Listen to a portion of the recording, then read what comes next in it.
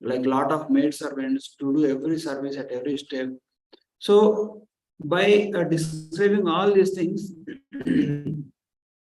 they first give very great hype to the way materialistic enjoyment is happening. Material enjoyment happening, material enjoyment, like that was enjoyed by the devotees. But later on, after that, when devotee gave birth to children like 9, and then afterwards, immediately Kardamuni says that okay, as I have promised, I'm going to go to forest and take sannyas. So what it is means, whatever the material enjoyment, whatever the opulences that I have described are worthless. What he has to going to get is much higher than that. See, like to seek for pleasure, to seek for higher and higher pleasures is always there. Either it is a spiritualist, is a materialist. Even the materialist also, they will get bored with like whatever the cars, whatever the facilities they have right now. They get bored and they want it higher and higher. Now, if you like, if you take cinemas, they don't want to. They wanted to see higher and higher, like different versions of cinemas also, like some or any performances. They wanted newer Navanava. So, but it is said that like one has to be selfish or self-centered to aspire more and more enjoyment. But when it comes to spirituality, spirituality says renounce everything and focus on God. Actually, to say being spiritual is the highest desire that one can have, because permanent. And your happiness is going to last forever, like not limited to one lifetime or something like that. Whatever you achieve in bhakti process it's permanent. So that's why some says that being in the renunciation in the material world is actually like not what is, I'm not able to recall that, means like selflessness is the greatest selfishness. Like that means like somebody who is selfless is actually achieving greater results. Means actually is selfless and always accommodating others and all those things. They are going to achieve much greater results. So that's why it is said, it is quoted that the selflessness is the highest selfishness. So if you see here, like in Srimad Bhagavatam also highlights that thing. Like even after enjoying everything, the devotees, even the Pandavas, even the Queen Kunti and all those things, we see that previous pastimes, everybody laments. Jai Shri Radha Gopi and all.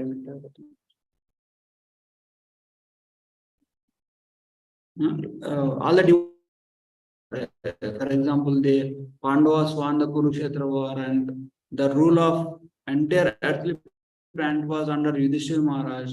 At that point of Queen Kunti Maharaj says, detach me from both Pandavas and Vrishnis. I don't want to be here like that. So means that any amount of material opulence in this material world is very insignificant compared to the spiritual happiness. And Bhagavatam tries to highlight that. That's why it is called Amala Purana.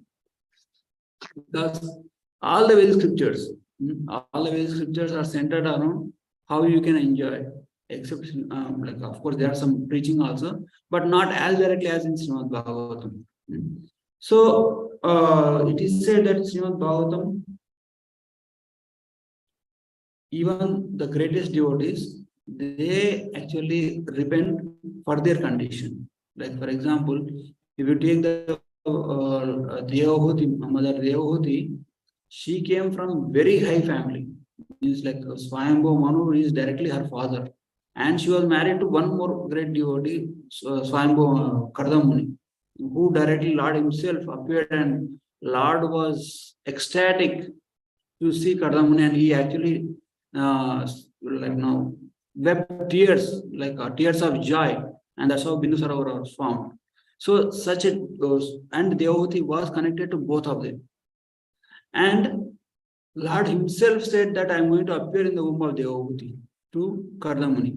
And that's why Kardamuni was, in order to facilitate to Lord to appear in Devahuti's womb, he said, I want to take renunciation, I want to go away. But Devahuti, but before this thing happens, like uh, Kardamuni was, after getting married, Kardamuni immediately started meditating, or immediately started performing tapasya for many long years. And Devahuti was serving very diligently and like without any reciprocation, without any expectation. She was dedicated to the service of Kardamuni. And Kardamuni, after many long years, when he saw Devahuti, how she was previously, and how she is now skinny, lost her all the luster, and she was not taking care of her body, not good food, not good enough rest. So he felt pity on her, and then he actually said, "What you desire? What is your desire? I want to fulfill all your desires." And Devahuti said, you give me children as you promised to my father. Means like she didn't directly ask, you promised my father that you will be bestowing children to me. Can you please make that happen so that you will be, your statement will come, you will be on, you will be Satyavrata. So so that is the most cultured way of saying, means she's not putting her desire forward, she's putting that because you said to my father, it has to happen. Because you have to be truthful. So and that's how she expressed her desire. And Kardamuni, knowing her desire, like how then he manifested the aerial mansion, and they enjoyed for many hundreds and thousands of years. I think I don't know exact amount. After that, she was about to leave. So, and Devahuti was now in a state that what did I desire? Like he is a great Mahabhagavad devotee. And when she asked me what you want, I would ask for something higher, like something spiritual, like some love of Godhead or anything like that. Or give me knowledge by which I can please Krishna, I can serve Krishna nicely, like that she might have asked. Or I would have asked for liberation. But I asked for all these material things, which will be confined, which will be done by one lifetime.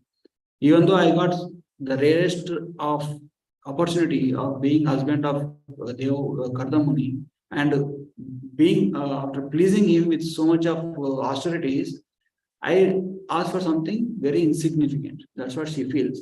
And when Kardamuni was about to leave, she was maintaining her posture, she was maintaining the smile on her face, just to please him. But internally, she was very much worried.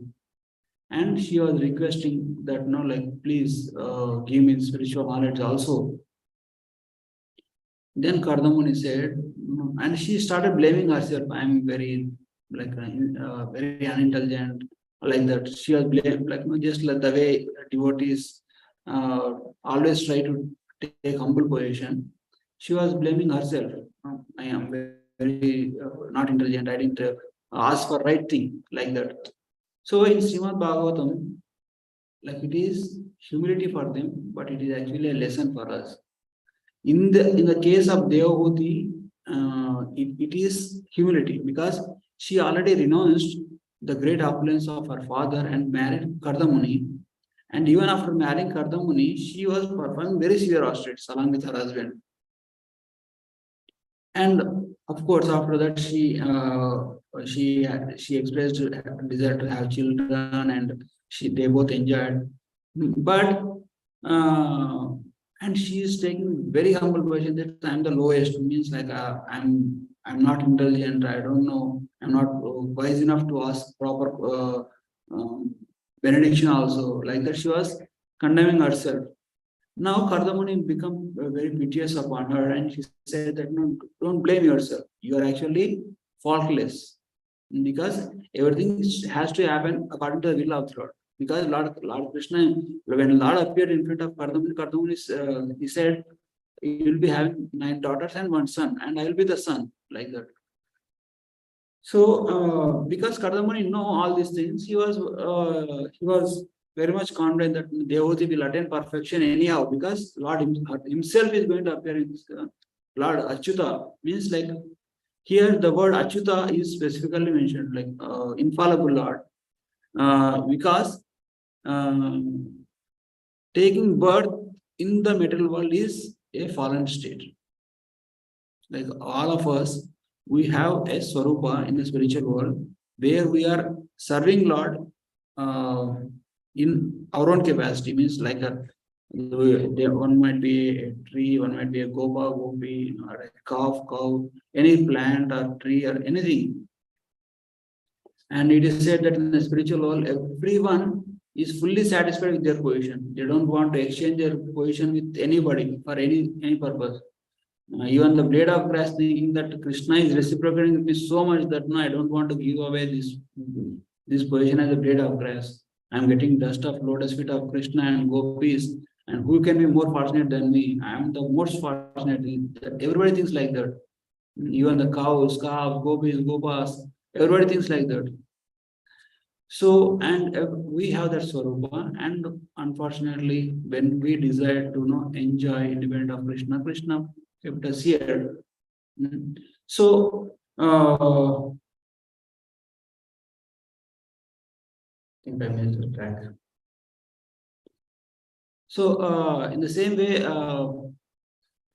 sorry, I'm talking about the infallible nature of the Lord. So, but when we come into this material world, we fall down. Means our intelligence, like the nature of the soul is Satchitananda. Means Sat means full of knowledge.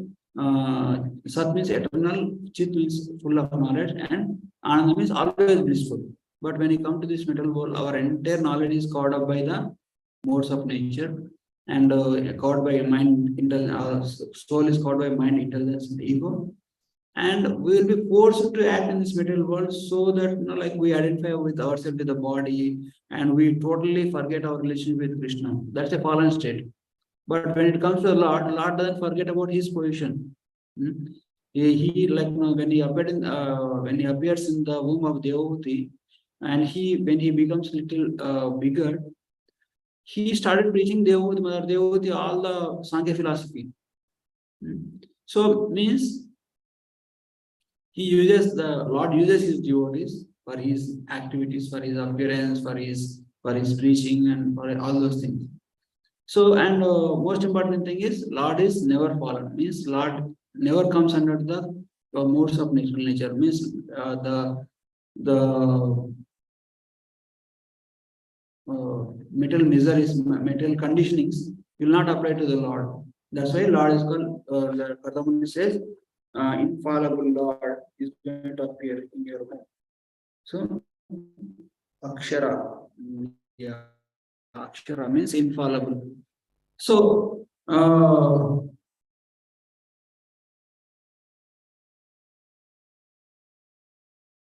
so that's why when Devoti asks for fearlessness means that we are fearful at every step in this material world.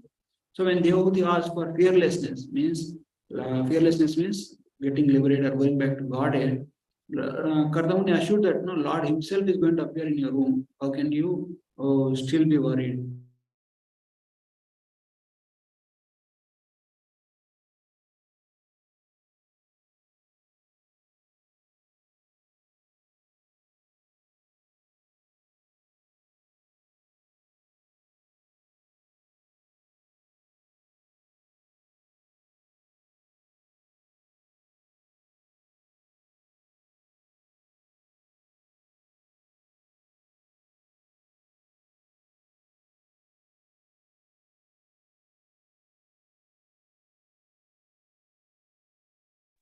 Hare Krishna, all of a sudden, And they come to visit Lord Krishna, and Vasudev actually in the presence of Lord Krishna goes to Narada Muni and all the sages.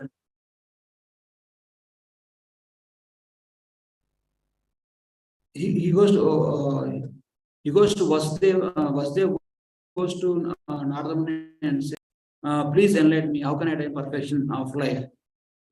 So then Nardamuni smiles and says, okay, it's like you already have Supreme Personality Godhead himself in your family, in front of you, and you are thinking he is your son. And you are thinking that he's a normal person. He actually kind of what do you call them, mocks, criticizes or something like that. And then he gives the instructions. Means he whatever Nardamuni might be saying to us there, he would have got from directly from the Supreme Personality of God himself. But later on, Nardamuni says to, okay, you perform this yajna, this yaga like that. And Vasudeva performs all those things. And later on, he remembers the instructions of Nardamuni also. That I should not take granted. He might be acting as my son, but he's not actually my son. His real position is he's a Supreme Personality of God. And he takes shelter of Krishna later on. So here, even in the case of Mother Devoti also, Devoti remembers all these instructions, all these conversations between him and Kardamuni, and she takes advantage of that. And when later on in the later chapters, when like Kardamuni, he actually pays obeisances to uh,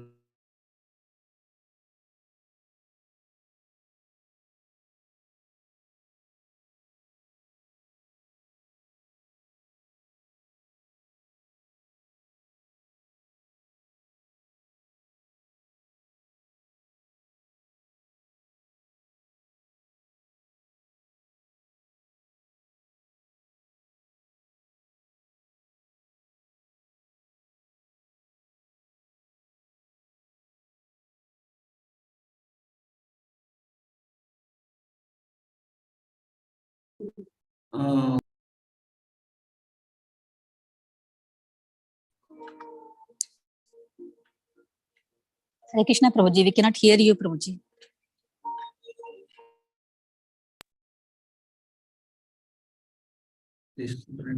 So when we are in the association of devotees, they themselves will not tell us everything.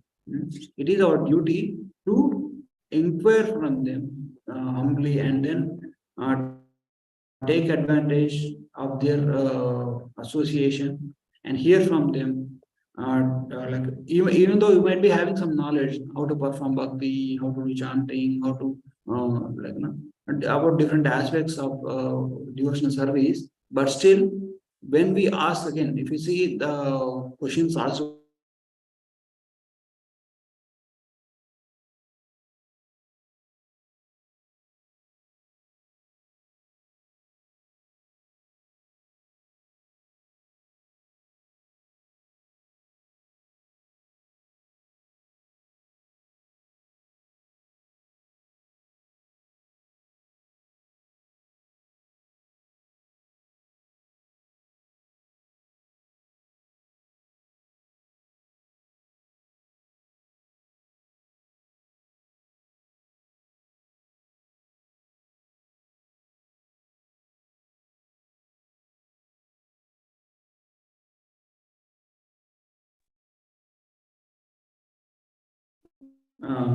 importance of association of great personalities. In the same way, we should have when any saintly person comes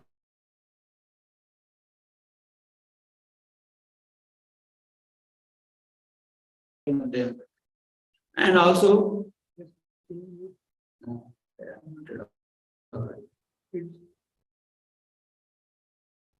so one more thing is we should like now we might be seeing that Mother Devoti condemning herself. It's not like she knows that she actually she is a great person and she is taking humbler position, and she's saying for the sake of saying, means she does not actually mean it. It's not like that. Mother Devoti actually meant what she said. Like how she she missed the opportunity, how like so in the same way in Srimad Bhagavatam, when we hear the prayers, like you know, Thakur says, "I am the most fallen." Like that, many acharyas are there. Radhanath Thakur says, "You cannot find more fallen person than me." To Mahaprabhu. So means they are not actually just saying for the sake of saying. They are actually meant it in their own level. It is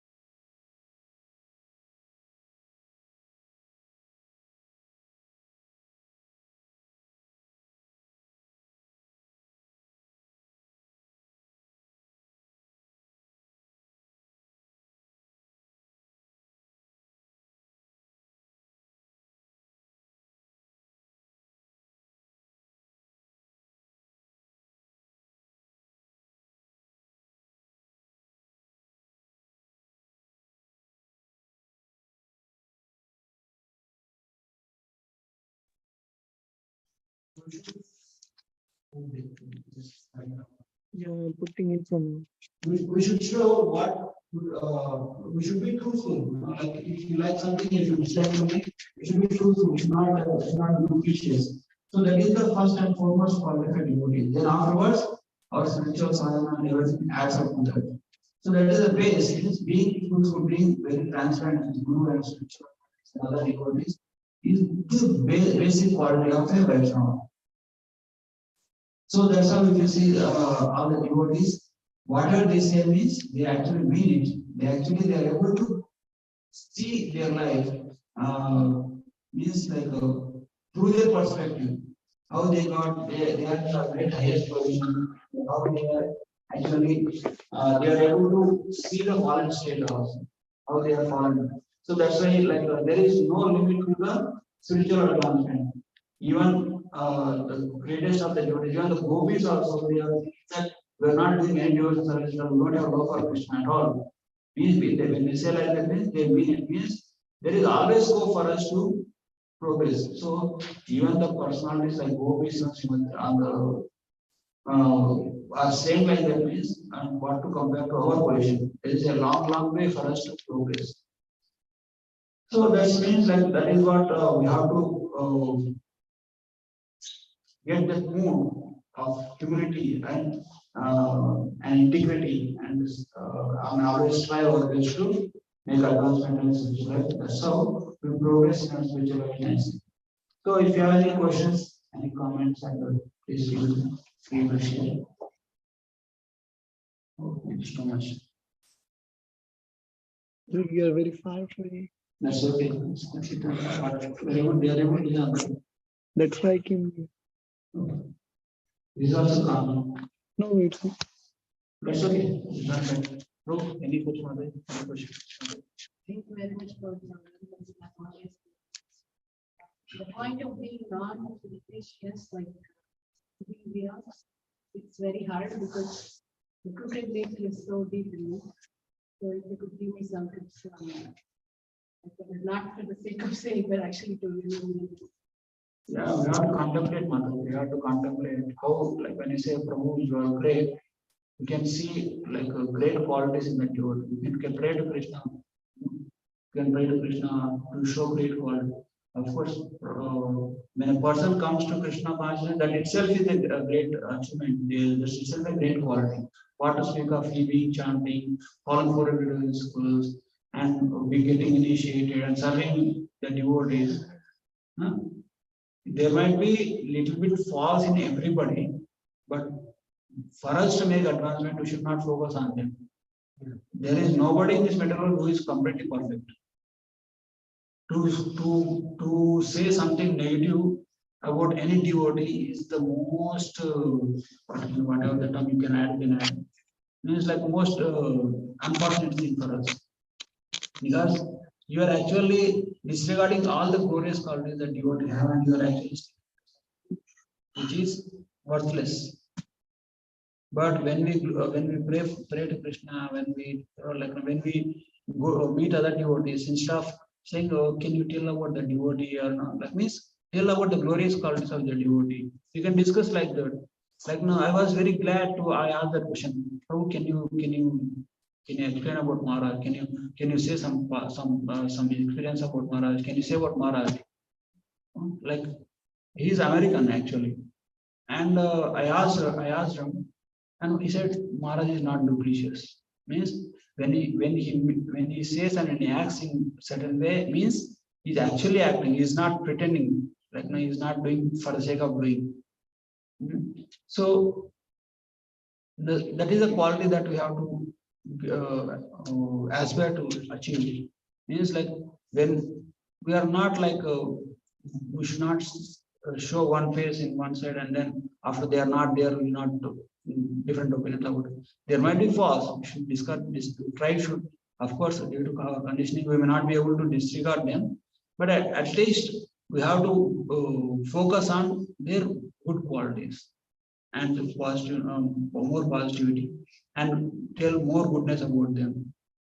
But if there are like some very bad qualities and they are actually bothering to other Vaishnavas and Vaishnavis, then that has to be taken to the management or other senior Vaishnavas who can address it in a proper way. But it's not our duty to think about or say any negativity about any devotee. Any suggestions, any comments? Oh, very nice. Very practical. Mataji was sharing something, right? So I wanted to just say that I heard about Maharaj that not for finding that I heard from devotee that Maharaj was talking about festivals, right? When we are hosting festivals, Maharaj was sharing that why do you do a festival?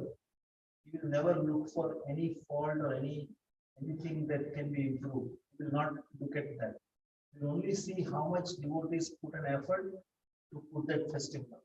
But if he is hosting, then it is a different, thing that he only wants to make sure that the devotees are best expressions. So that is Maharaj. Any questions or any comments?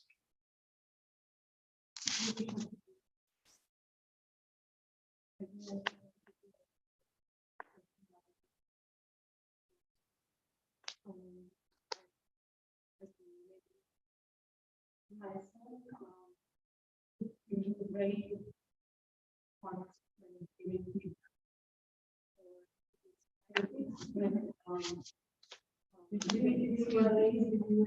very honest. My daughter made some paneer sabji, and my son, if you ask, he will always, if he likes it, he'll say yes. But he didn't like it, so I was going to ask, like, why not appreciate his honesty? Yes. My daughter's feeling for her. That's true.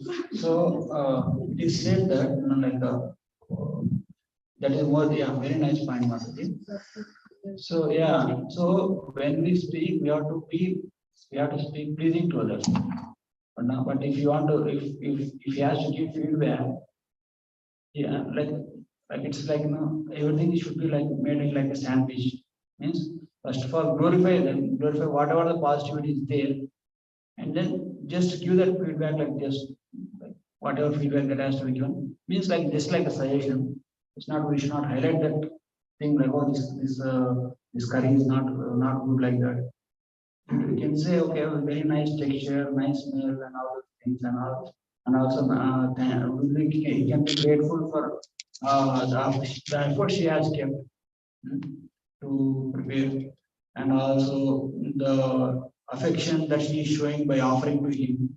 All those things he can glorify them first, and then gives a, but not like this sabji has gone bad. It can be little improved. Just as a suggestion he can give, and then again like sandwich, glorify first, give feedback, little feedback, and then glorify later. So that whatever the pain that we are giving can be easily tackled by the soothing out with, kind words, by honest glorification. So that is the way we have to do also in the Vaishnavas. When we dealing with Vaishnavas, should never speak anything to them which hurts their feeling. Should always glorify and then give feedback and then glorify. And also beg forgiveness just in case, like they feel bad. Most important thing is we should know that art of communicating without any like without causing any hard feelings to you. How old is your son? 30? Srimad Bhagavatam ki Jai. Bhagwan ki jai. Jai. His Grace Bhagwad Acharya Prabhu ki Jai. Jai. Prabhuji, pranam. Thank you so much, Prabhuji. Hare Krishna. Tanvat pranam. Anybody have questions on Zoom? Thank you, Prabhu. Hare Krishna. So much. Hare Krishna and Dandavat Pranam.